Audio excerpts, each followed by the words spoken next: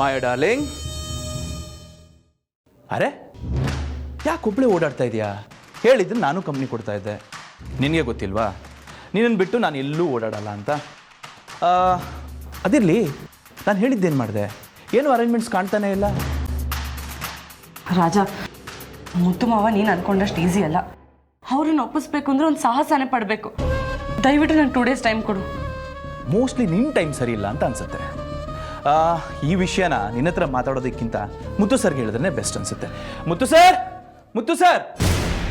ರಾಜ please Raja, ನಿನ್ನ ಕೈ ಮುಗಿತೀನಿ, ದಯವಿಟ್ಟು ಕೂಗ್ಬೇಡ ಪ್ಲೀಸ್ ರಾಜ. ಮಾಯಾ ಬಗ್ಗೆ ನೀವು ಇನ್ನೂ ವಿಷಯ ತಿಳ್ಕೊಳ್ಳೋದಿದೆ.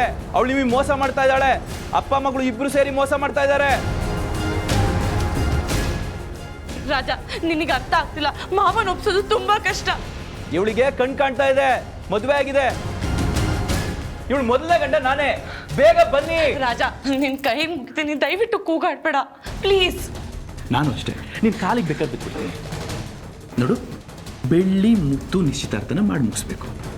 ಮುಗಿಸ್ತೀಯೋ ಇಲ್ವೋ ನೋಡ್ದೆ? ಈ ವಿಷಯ ಹೇಳಿದ ತಕ್ಷಣ ನಿನ್ನ ಕೆನ್ನೆ ಹೇಗೆ ಟೊಮೊಟೊ ಥರ ಕೆಂಪಾಯಿತು ಅಂತ.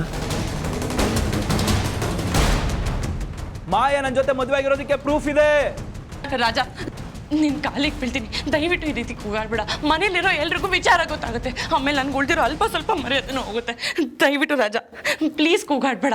ನೀನು ಕಾಲು ಹಿಡಿಯೋದು ಕ್ಷಮೆ ಕೇಳೋಕ್ಕಲ್ಲ, ಎದುರುಗಡೆ ಇರೋರು ಕಾಲು ಎಳೆಯೋಕ್ಕೆ. ಹಾಸ್ಪಿಟ್ಲಲ್ಲೂ ಇದೇ ಥರ ಕಾಲಿಗೆ ಬಿದ್ದಿದ್ದೆ, ನೆನ್ಪಿದ್ಯಾ? ನೀನು ಮುತ್ತು ಅವರಿಂದ ದೂರನೂ ಆಗ್ತಿಲ್ಲ, ಅವರಿಬ್ಬರು ನಿಶ್ಚಿತಾರ್ಥನೂ ಮಾಡ್ತಾ ಇಲ್ಲ. ಇದೇ ರೀತಿ ಟಾಮ್ ಅಂಡ್ ಜೆರಿ ಆಟ ಆಡ್ಕೊಂಡು ಹೋಗ್ಬೇಕು ಅಂತ ನಿರ್ಧಾರ ಮಾಡ್ಬಿಟ್ಟಿದ್ದೆ. ಹೀಗಿದ್ರೆ ನಾನೇನು ಮಾಡೋಕ್ಕಾಗುತ್ತೆ?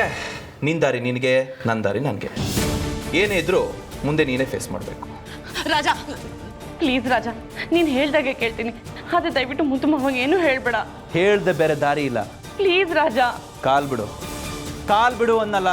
ನನ್ನ ಮಾತು ಕೇಳು ಪ್ಲೀಸ್, ಸ್ವಲ್ಪ ಟೈಮ್ ಕೊಡು. ನಿನಗೆ ಟೈಮ್ ಕೊಟ್ಟು ಸಾಕಾಗೋಗಿದೆ.